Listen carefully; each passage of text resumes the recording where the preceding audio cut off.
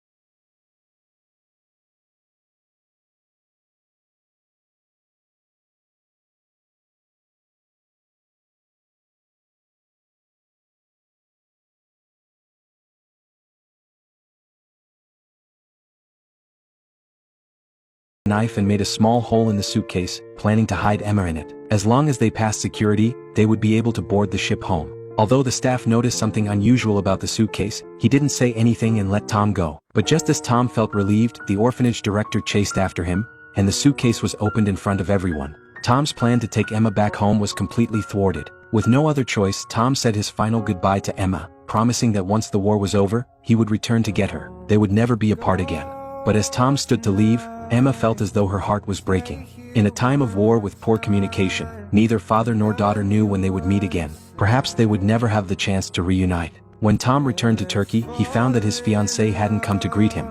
He learned from friends that she had become engaged to another man. Tom was deeply angry. He went to confront his fiancée, hoping to clear things up. However, she accused him of being unfaithful, saying he had jeopardized their engagement for the sake of a stranger's child. Perhaps, in Tom's heart, she was nowhere near as important as that little girl. His fiancée's departure hit him hard. Heartbroken, he listened to his parents' advice and married a woman with whom he had no emotional connection.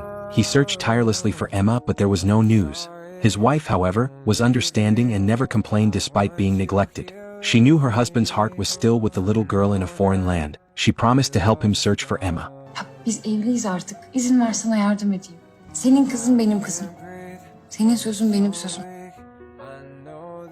They traveled far and wide, but after several months they had no leads. The embassy sadly informed them that the war was still ongoing, and with the current communication conditions, it was difficult to reach out to the other side. Tom felt utterly helpless. Even his own country couldn't help, but his wife remained by his side, supporting him. She encouraged him not to give up.